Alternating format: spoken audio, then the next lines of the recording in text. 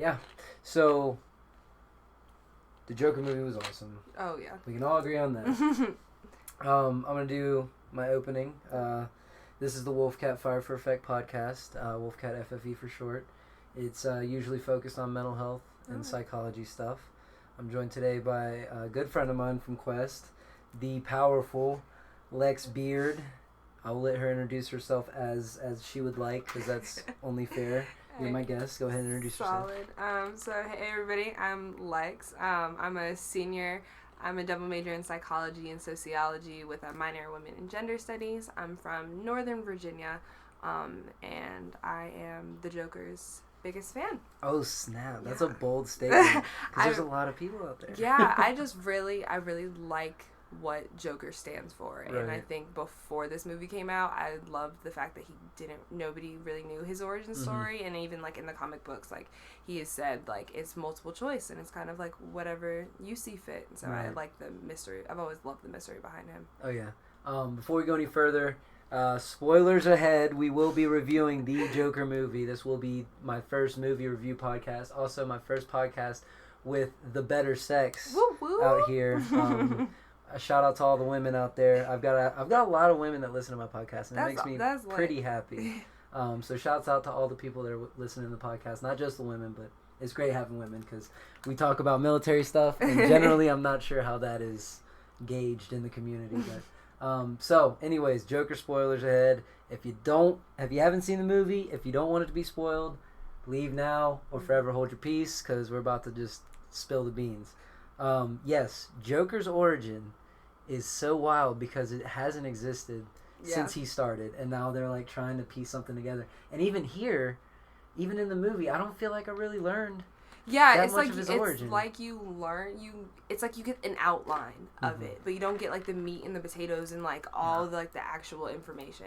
And then just like on top of that, as you watch the movie and like when you get to the end of the movie and you're kind of thinking like, was any of this real? Like, was he just making this all of it in his like own head? So it's kind of like, the outline, kind of like the skeleton of it, but you will never get, like, it's like, I feel like we'll never get like, this is what happened to Joker and why he's Joker. Right. And that's the magic behind it too, though. Yeah. Because they tried to, alright, so like, here's one of the first spoilers.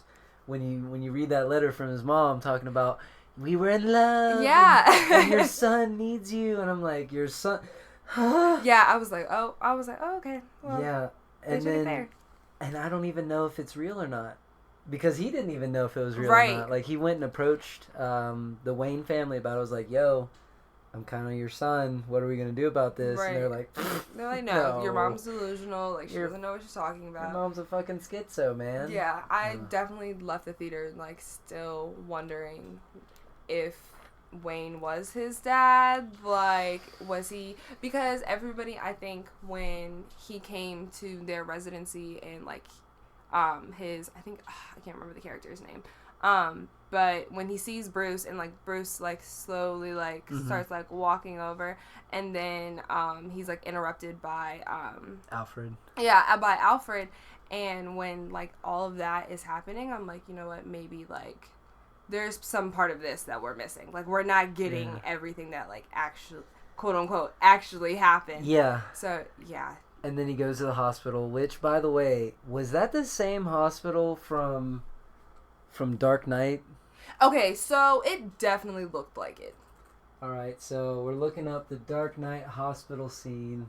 Let's see. I'm gonna have to mute it for copyright issues. All right, so if you don't know, for some context, the scene with Heath Ledger's Joker, where he's in the hospital chilling with Two-Face. It's a pretty intense scene because it's like Christopher Nolan did a really good job with the Dark Knight trilogy. Yeah. A lot of people enjoyed it, and I wish he stayed on because I mean really it was my favorite Batman stuff. And it's not even because Christian Bale was Batman. Right. It was just like the quality of each movie that came out, and it was a trilogy compared to like everybody's just dropping a Batman movie here and there before. It was like, well, here's George Clooney as Batman, and here's Michael Keaton or whoever else they did. And then there was the ridiculous Batman with the nipples. Yeah. And so to have like a solid Batman that played throughout for like a whole storyline, I thought was really nice. good. Yeah. But anyways, Heath Ledger's Joker talking to Two-Face in that hospital. We're trying to figure out if the same hospital was in the Joker movie, because it definitely looked like the same hospital. I'll just fast forward it to the part where it's all blowing up. And I'll give credit where credit's due. Like, Heath Ledger played a great Joker. Oh, yeah. But Joaquin's was just something different. Yeah, Joaquin's was... It was that extra, like, oomph in it. Yeah. It is, because look at the the Gotham General Hospital, where, like, that entrance is. That's where police walked up to him and were trying to, like, question him, and he was like... Oh, yeah. Okay. When his mom, like, first got in there. Okay, I will give some credit to that scene. Out of that whole movie, that was one of the funniest scenes. He's like, "What, aren't you supposed to be a clown?" He's like, "What do you think?" And then he walks straight into the glass. I was like, that's perfect.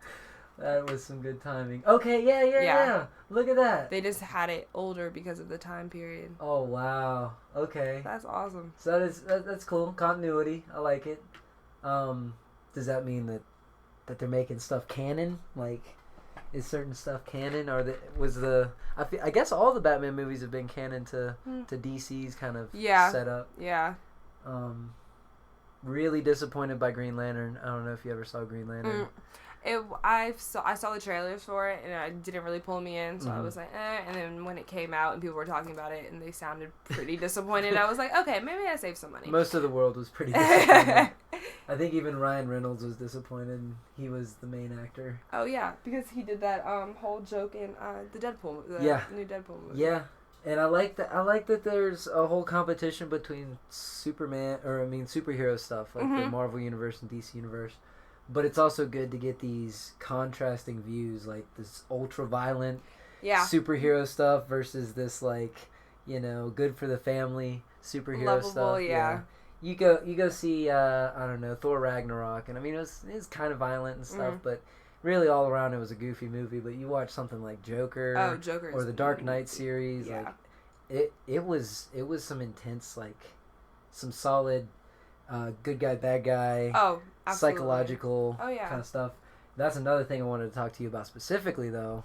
The psychology behind this man Joker, this Joaquin Phoenix Joker. Yeah, this movie is, and that's one of the reviews I was watching, and this is where a lot of the criticism that people are, like, having is coming from the mental health aspect, and everybody's like, well, you're glorifying mental health, you're making it seem like, all these people are just going to randomly come out, and because of this movie, because even Radford Theater, when the movie premiered, they hired extra security to make sure everybody's safe so the quote-unquote crazies wouldn't come out. And so that's, like, all the critique for it. But personally, I think this movie needed to come out.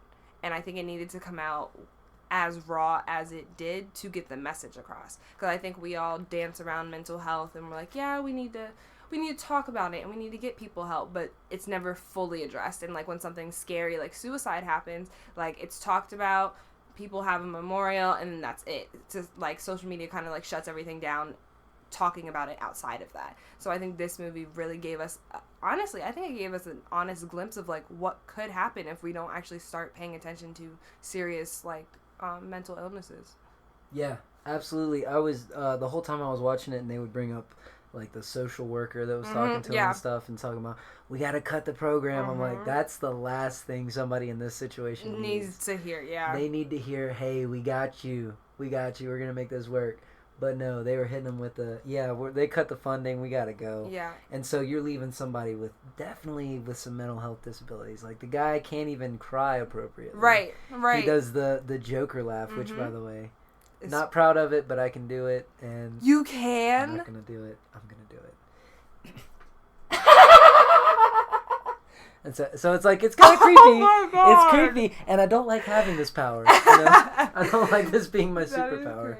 But I did it with my roommate Jessie, because we went to go see it together, and we were in the car, and I laughed like that, and she was like, "Can you never do that again?" I am so afraid of that now, and I was like, "Yeah, no, I feel you." But when they talk about mental health in this movie, I feel like the media is glancing over the fact that this isn't a movie to glorify violence, to glorify like what's happening out here with people literally going in places and shooting it up. I mean, even with the Batman movie so long ago where that happened, I I think that was one of the messages they were trying to put into the movie was you can't blame these characters. You can't blame media. You can't blame video games. You can't blame tangible things for things that go on in people's mind and like what people suffer. Absolutely it just not. Doesn't make sense. And then on top of that, Joker himself is a character who's struggling with mental health issues. So to blame Joker is literally to blame. You're doing the same thing as blaming the shooter, and which is what you're supposed to do, but. The Joker is a fictional character. That's the main difference. And so we have to be able to go like, oh, this fictional character needs mental health help. Wait a minute. This fictional character is a lot like these real people that are doing this crazy shit. And I hate to use the word crazy since we're going into the psych field, but I always use it. Yeah. And with Joker, I think it's an appropriate word. Oh, crazy is insane. Even absolutely. But like you got to know how to approach this stuff because if you call a client crazy, like if the word crazy comes out of your mouth, you could lose a client. You can. Oh yeah. And so you don't want that to be the next Joker. Nah, I don't think that would happen. But I definitely would worry that it's a slippery slope. Oh, absolutely. And I think one line that like kind of like hit me the most in the movie is when he was talking to his like social worker and she was like, they don't care about you. Yeah. They don't care about me. Yeah. They don't care about either one of us. And I think it really speaks about like, society doesn't really, we act like quote unquote that we care about mental health, but we just don't want it in the news. We just don't want to see it. If it's happening, we're okay with it as long as it's behind closed doors. And so with that, it's kind of just like we're not paying attention to the people who have mental health issues, but then at the same time, we're not paying attention to the people in poverty, the people who aren't getting paid, the people who are working ridiculous hours to get paid close to nothing. Right. Like, we're not paying attention to these two very large groups that make up our society, but we're acting as if they like just don't exist. Yeah. They brought that up too with the garbage strike that was going on, and so the city was just filling with garbage, and then they had to deal with super rats and all this other stuff, and I mean that's a slippery slope too, but it's things that are outside components like the nature aspect of stuff that can drive somebody like the Joker character, not exactly the Joker, of course. God forbid we have a real life Joker. We've really got some issues, but. I think we're a little better at this in real life than they are in the movies. The guy always somehow gets away and whatnot. So, but even still, I mean, the pure evil that comes out of some people is super scary. But to be able to prevent that through proper social engagement, getting the community involved, getting resources to these people is ultimately what's going to help them. And those are jobs that are usually held by people that don't have a lot of money. I'm not coming from money, but I want to work with people and help people. Exactly. Do I want to get paid? Of course. I mean, I want to live my life, but it's not that it's going to be easy money or a lot of money. Yeah. It's just going to be money that I'm happy with making. Exactly. Like, and it's to help the people that are in the same conditions as me because. For me, it's only up from here, but it's starting to look a little more bleak. Yeah. As we get older, the middle class is dying out. Poor, broke people all over the place. College students fucking struggle all the time. And I've known a lot of people who are like, you know what, college just wasn't making enough for me. I had to and these are people who got money just to go to college through the GI Bill. Yeah. They would just say, you know what, I got to keep this roof over my head. I got to focus on work. And they just dip out of school. Yeah. And, I mean, we could sit here and talk about the, education system needing a revamp, but I think really it's just trying to figure out how to make things more cost effective for everybody. Because college shouldn't be this expensive to learn. So, but getting back to the Joker part, I mean, it was definitely a societal issue. And the way I looked at the movie was a social commentary. Oh, absolutely. So much of this relates to what's going on right now. Yeah. Oh, yeah. The perfect release. Like, they knew what they were doing at the time. Like, this was... I could not imagine this movie coming out a couple years ago and it's still having the same effect as it does today. Yeah. Outside of the fact that it's just like a darker movie, I mean, that was, a couple years ago... 2017, that's like Justice League, and they were dropping all these fire ass what they thought were fire ass DC movies, and they kind of floundered. So I think that if they would have dropped Joker around the same time as all these other movies that kind of failed, people probably would have been a little more timid. But they've taken a step back, and I didn't even see the DC logo. No, but what was it even in there once? I don't remember seeing it. So they gave him the entire stage. They were like, "This is Joker. This is not DC's Joker. This is Joker."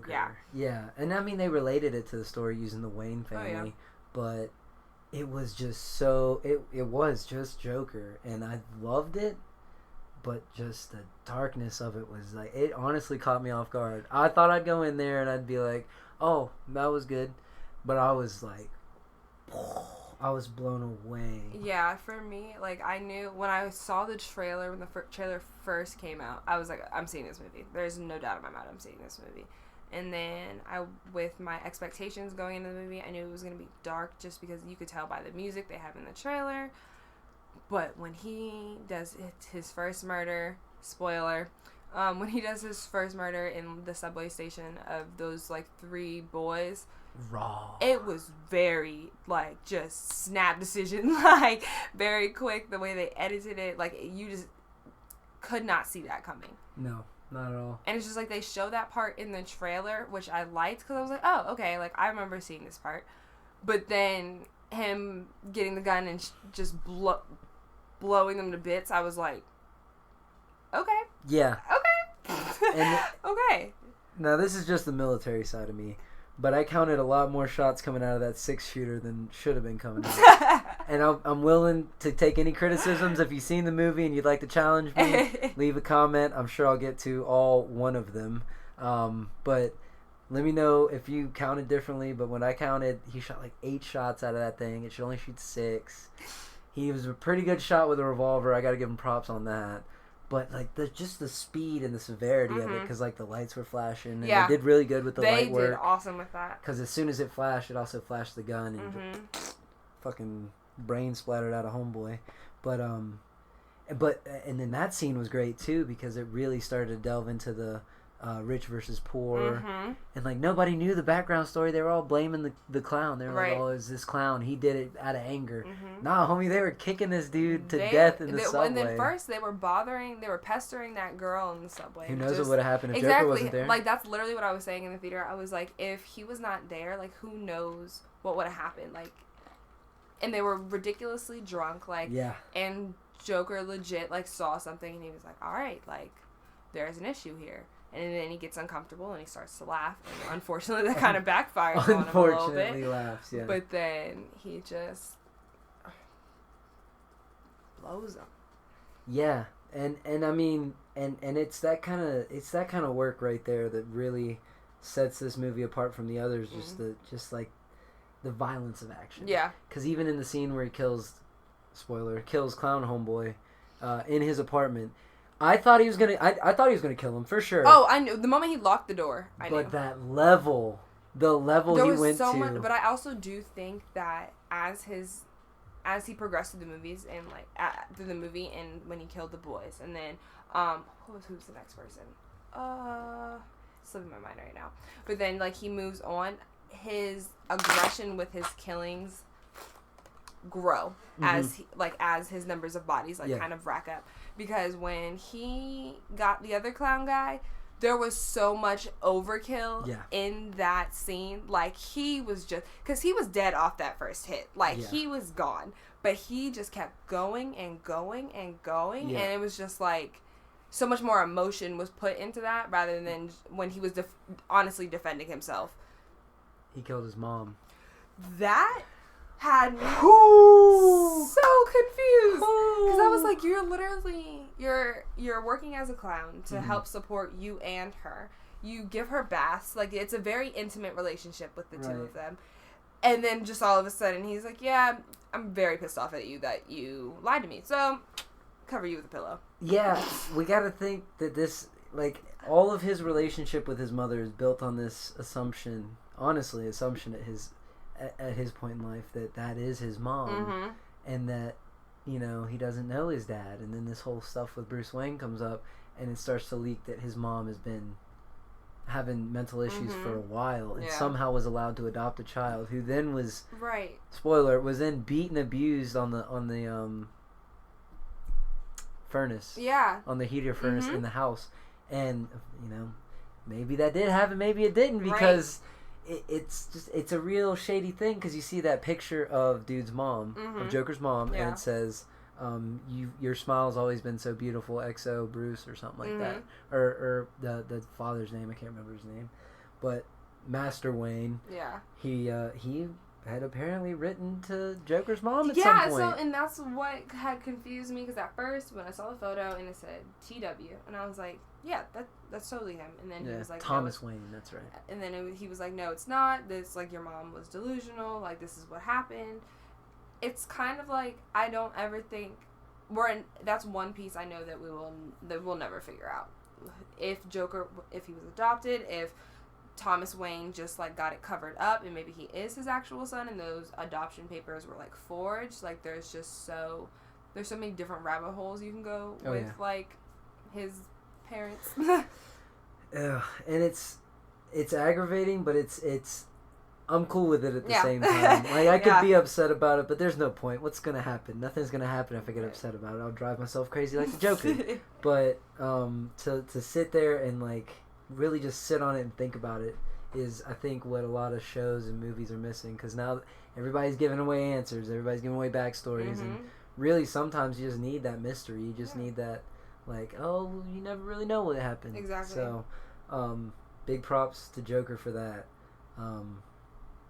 But I mean, just, it was a great movie. I can't even, I'm ready to go see it again. Oh, really yeah, I probably will see this movie another, like, 2 times. Oh, yeah. Just to, like, solidify it in my brain, because there was just so many pieces, and then, like, after watching some, like, some reviews, and, like, after watching, like, some commentary, like, there's things that I want to, like, go back and see, and because, like, for example, that last scene had me so messed up in the head, because it flashed to him, and she was like, Arthur, and then he's back in the insane asylum, and I was like, okay, cool.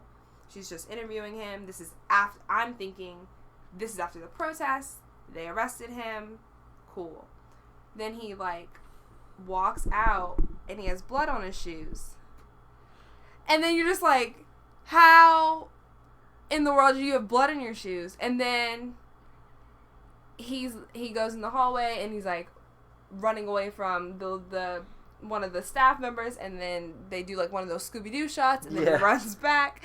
And then I was like, so... Because it is Joker. He I mean, that's just how he operates. Yeah. He's not always clean cut. He's sometimes just a goofball. Yeah. And that's what they did with that. But, I mean, at the same time, is a lot of unanswered questions. Yeah, because then you're sitting there and you're like, did this actually happen?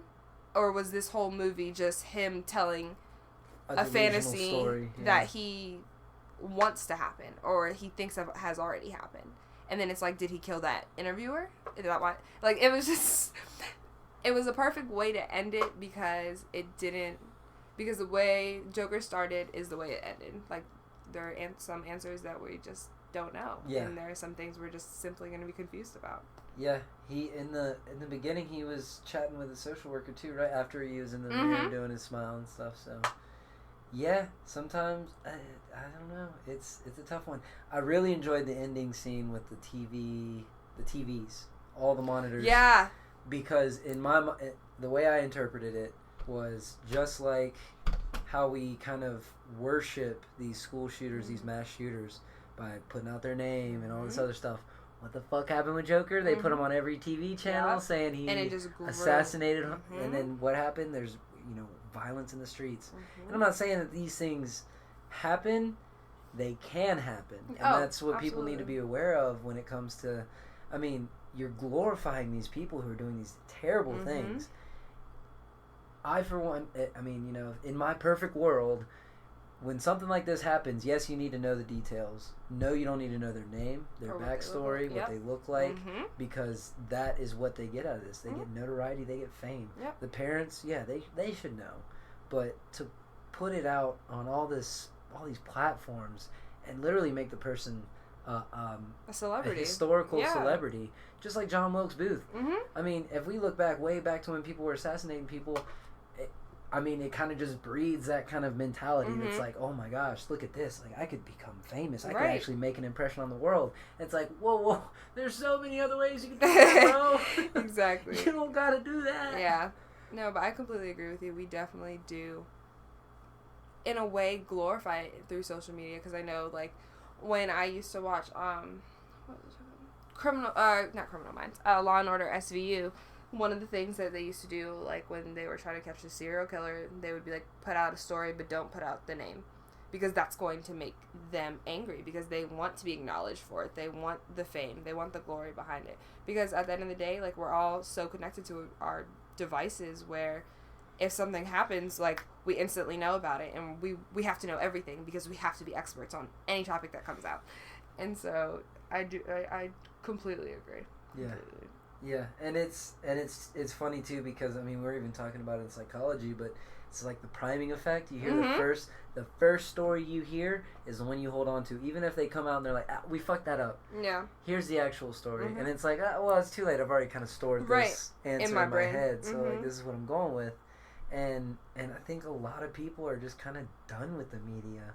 Because of stuff like this, because of like the constant fuck ups where they're like, well, we better be the first ones to tell this Right. story or we're gonna not have money, and it's tough to follow this stuff, and especially because like they're not listening to the people. They're Mhm. trying to report for and to the people, but they're not actually listening. Like, hey, this is what we want to hear about. These are the stories we need to follow. Instead, they're like, oh shit, here's everything we know about something that happened 5 minutes ago. Yep. Alright, well, hold on. If it just happened 5 minutes ago, there's no way we got that much detail. Yeah. But it's the pursuit of the story and the money, and that's, Mhm. I mean, that brings us full circle back to Joker.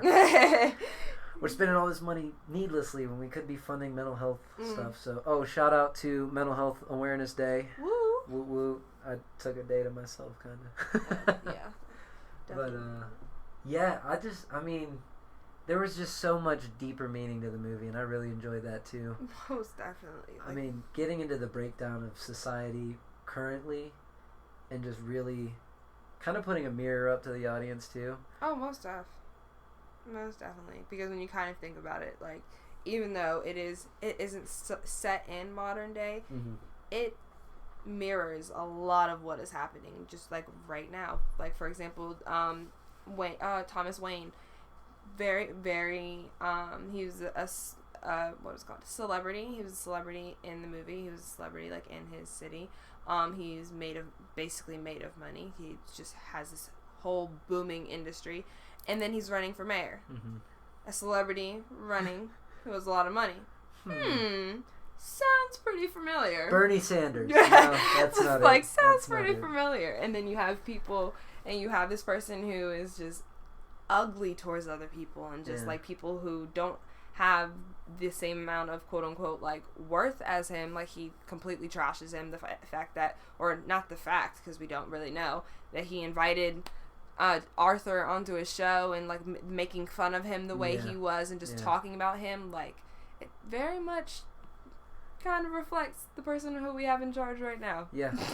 It's and that's one of the things. Like, I don't pick sides with the presidential stuff, but I can agree with pretty much everybody on the fact that this guy doesn't really have a filter to speak of, and if he does have a filter, it needs to be changed. Yeah. Like a Brita. Yeah. That's like 5 years Mhm. out of a Mhm. filter. So it's not pretty, and it's annoying because that's like, hey, you kind of represent all of us, and he's like, China. So he's an off character, and I think that you're making a good connection there, because you look at somebody like that who's in charge, and then you look at all these people who are following him, just like Joker was following his little talk show host. Literally at the beginning of the movie, spoiler, had an entire daydream about being on the show. on the show. And that's where I was like, this motherfucker's crazy. Yeah. So, it's really digging in deep and trying to like show people their ugly side. And I don't remember if I brought it up in the video or in the recording or not, but like in my theater, people were laughing at stuff like when he murdered the clown homie, when he stabbed him a bunch of times, beat his head and all that. People were like laughing, and I was like, okay, hold up. I know we all know that this is the Joker, but is that the standard? Like, is that what we do? Do we just? Yeah, no. Ours was dead silent. Like, I think we all had the same reaction of like, oh, like we all saw it building. Like, we all knew it was gonna get there. Right. But the explosion that happened, yeah. Everybody, because I had Waddell and I were basically like, the theater is pretty packed, so we had people on either side of us, and they would like make little comments throughout the movie, and like we were talking throughout the movie, but conversation just stopped, and it was just like hushed, and I was like, okay, we're all feeling this, like this like heaviness. This is our adventure now. Mm-hmm. Yeah. It's super dark, super edgy, and yet I feel like the media's look at it is that it's have you heard about like the incel argument for the movie? So a lot of the media out there, and by media I mean like CNN Snapchat or CBS's Snapchat, whoever's Snapchat's like, you know, their stories have news reports. One of them was that we shouldn't be glorifying incels' behaviors, and an incel is somebody who can't get laid. Basically, it's an involuntary celibate. So they can't get lucky, and so one of the things is like they go, you know, stir crazy and they want to do violent acts and stuff because they can't get laid. That's the whole argument or thought process behind it, and a lot of these like shooters, they fit that profile. Yeah. So, but. Like, the media, instead of thinking about the movie as a whole, as a social commentary, as a psychological breakdown of, like, what it means to have all these issues, they're more like, oh, we shouldn't glorify incels. And it's like, hold on, I think you guys didn't even watch the same movie. Everything. Like, he might be an incel, but it's probably due to that weird, like, amount of schizophrenia that he has going on in his head. He can't have a girlfriend. Right, like, he can't even understand basic relationships. Like, and that just shows with how he created that whole relationship with his neighbor. Yeah. And, like...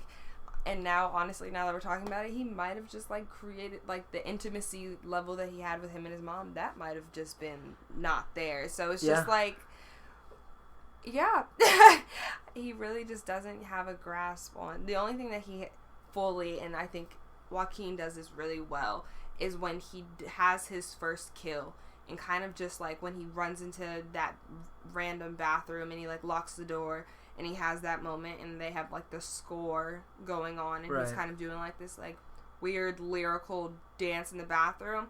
I really think that, like, that moment shows that his spirit was, like, free. Like, that was the first time he felt, like, alive. And, like, they show throughout the movie, like, every time he dances and every time he hears music, that's when he's the most, like, at peace. That's when he's solid. That's when he's Arthur. He's decent. And then, so when it happens every time he kills... He's just like, why should I stop this feeling? Because this is the only time I'm happy. This is the only time where I actually feel solid in myself. So. Yeah, and he developed that mental issue where he'd laugh instead of cry or feel awkward, and his whole argument was, oh well, my mom always said, you know, oh God, I can't remember the exact words. Basically, like, always have a smile on, and that kind of mentality cannot be healthy. No. Because you look at him, you look at how he reacted, and he's like, he's smiling about these murders, he's laughing about these violent acts going on around him. And then, I don't know if you saw, so, in that first scene where he is doing the whole sign flipping and everything, and those kids steal a sign, runs after them, he gets hit with the sign. So when he's laying there on the ground, like, after, when he's, like, kind of, like, consoling himself, he squeezes the flower that he has to make water come out. Oh, jeez. Like, I didn't even catch it. Yeah, and it's kind of just, like, even in that like, he just got, like, jumped by these teenagers. Yeah. And even in that, like, vulnerable moment of pain, like, he's still finding some type of way to laugh. And some type of way to, like, make him put a positive spin on everything that's happening. Yeah. He's damaged, for sure. And the worst part is that's like, that is kind of society's reaction to people that struggle like that. Mm-hmm. Is, I'm not literally kicking them in the alley, but metaphorically pretty putting close. them somewhere where people can't see. Exactly. Putting them away somewhere, and then doing whatever you can to make their life even shittier. Mm-hmm. So like when there's ECO calls and police have to go to a house to check on somebody. Yeah. The police don't know if you've got schizophrenia, bipolar disorder, all these other issues, and they could easily exacerbate things and just make you fly off the handle. Exactly. And yes, laughing is good to get over pain, but when it's on that level to where it's like a natural defense mechanism for it, I will definitely say that is not. And especially just like with his mom always telling him, you know, like no matter what, just smile, just smile, just smile, just smile. And it kind of goes back to like the whole metaphor that's usually like commonly used with depression, but we all have like this mask that we put on in the morning. And every day when you come off and you can like finally like be yourself, you take off that mask, and that's really like who you are. And like in essence, his whole like his actual mask, like his face paint and everything else, like it's like he goes from putting the mask on and off to just keeping it on. And I think a lot of people are like, oh well, that's just like the Joker's appearance. He's a clown, so of course but what I personally think, I think that his face paint, the way he dresses when he's a quote-unquote clown, that's his real persona, not the Arthur that we see in the street clothes and like when he's not at work. Like I think him with the green hair and the smeared face paint, like that's Arthur, not the whole kind of modern view that we see like throughout the movie. Right, where he's a normal guy. Yeah, where he kind of fits into the crowd. Yeah. What did you think of the whole idea that they had about pinning this to some kind of revolutionist, where he was like the one behind starting this whole movement? Yeah, so I thought it was really interesting actually, because when, you know, he gets arrested after the talk show and he's kind of riding through the streets of Gotham, and he's just seeing all of this, like, chaos that he's created. I thought it was really interesting that they took that take on it and was, like, kind of making Joker, like, a leader of a social movement, almost. Right. Like, he was so influential. But then I also feel like, at the same time, him creating that social movement, regardless if it was in his head or not, I think that also translates to like how we look at the world today, and like all of the very big social movements like the Me Too movement, the Black Lives Matter movement, just everything, like all of our movements, it's that one individual who might seem a bit off, but it's that one individual who has all of, like, it's the person who does the craziest shit. That's the person who it's like kind of pushes the energy to get things, momentum going, and movement starts. Because after he blew Wayne's head off, like, it was kind of like the streets just like, yes, we needed this. Like, we needed the king to be dethroned. Like, they needed kind of like that one fearless leader who didn't really give a shit about like what happened to him at the end. Like, I think that truly does translate to like our real life. But I thought it was really interesting that they kind of changed the way we look at Joker from being like just a villain to, hey, like he's kind of like a revolutionary in a way.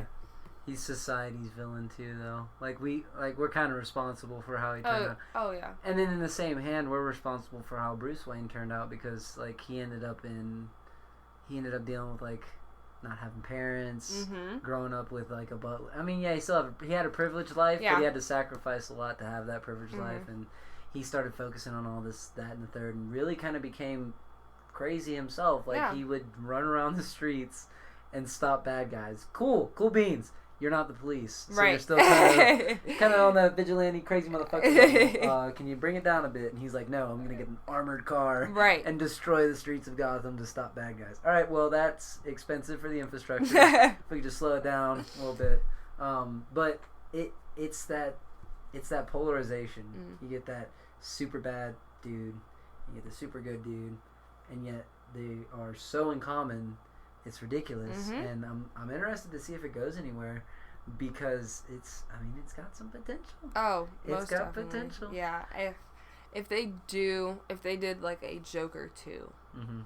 I truly think that I think it would be hard to top this one. I won't even lie. Mm-hmm. Because this was just so groundbreaking with how dark it was and just like the spin that they took with it. Mm-hmm. I don't even know what they could talk about in the second one besides just like, I guess, fleshing out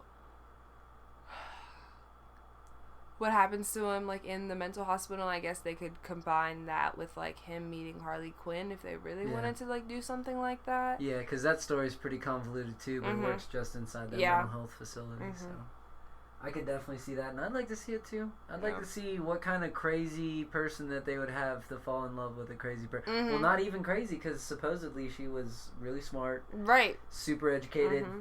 And then came across the bad guy. And was just like, oh, this is the one for me. Oh, fuck my life up. Like, Harley Quinn, you should be in here. Why are you working with these people? But what is your rating overall? I want you to come up with a ridiculous scale. Just give me, not like numbers like 1 to 1,000,000. I mean, like one. All right, so for me, I'll give it 9 out of 10 circus peanuts. Okay. Give me a crazy, ridiculous rating scale. Pressure. Okay. No big deal. Ooh, okay.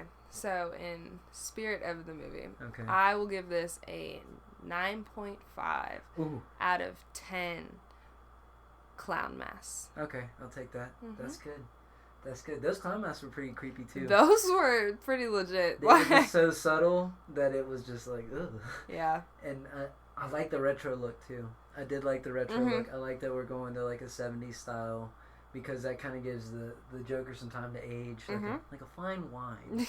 You know. So I'm looking forward to it. But I'm all Jokered out. I don't know about you. Yeah. It was a good talk. We're sitting at about 42, pushing 42:30. So, would you like to exit saying anything in specific? This is your platform. I'll give you as much time as you would like, or if you want to have another discussion outside of Joker, we could do that too. I guess one, thank you for inviting me and having me. I was so thrilled when you asked me to be a part of this.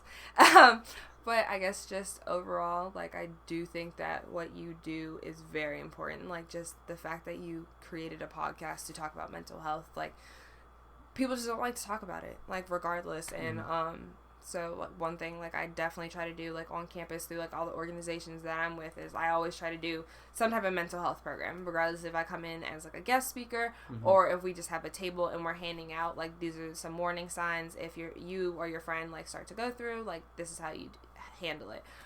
So when you asked me to be on here, I was like, and you said the psychology behind Joker, I was like, oh, absolutely. Hell yeah. Like, hell yeah, because it just touches on so many things that I think we need to talk about. And so I'm just really glad that we have somebody like you in society that is not afraid to literally physically, like, talk about this stuff, and then not only do that, but produce it and then put it online for other people to hear and kind of get other people's thoughts going to hopefully start a conversation where people will start listening.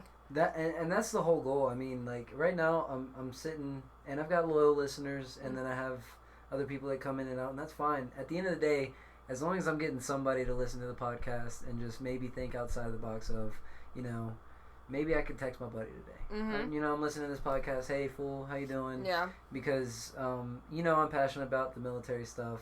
I know you're passionate about Greek life, the black community. Like, you have your hands in so many different groups. And that's important, because that's what brings, I mean, we wouldn't be talking if we didn't do Quest together. Exactly. But also the fact that we could relate on the psychology level in Quest. We could actually talk like adults. Even though I would say stuff like, hey, clean the fucking kitchen. Like, I didn't mean it from any angry points. It was just, that's how I communicate. Yeah. There's nothing sour or salty about me after Quest. The only thing I'm sour about was how shitty the pay was. I love Quest, and I encourage anybody that is not, you know, full of bills and stuff to do Quest. It is a very growing experience, and even for me, who came out of the military and thought I knew all this leadership stuff, I mean, I was pretty humbled to get there and realize, like, you know, there's certain times where you need to just step back and let everybody else talk. So you're one of those people who I was actually appreciative of taking over, because some people don't have a place to lead sometimes, and they will definitely try their hardest, and it's kind of embarrassing. It's like, you probably just let them handle it. And you are by far one of the most impressive women I've met at this college. So thank you. Please don't stop being an amazing person. Thank you. Please come on the podcast again. Absolutely. Even if you got to drag Waddell in here, I'd like to talk to him too. We'll chat it up. But it has been a pleasure talking to you.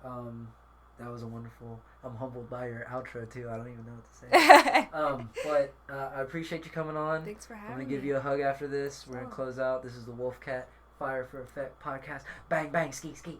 And I hope you all have a wonderful day, and don't forget to breathe it in.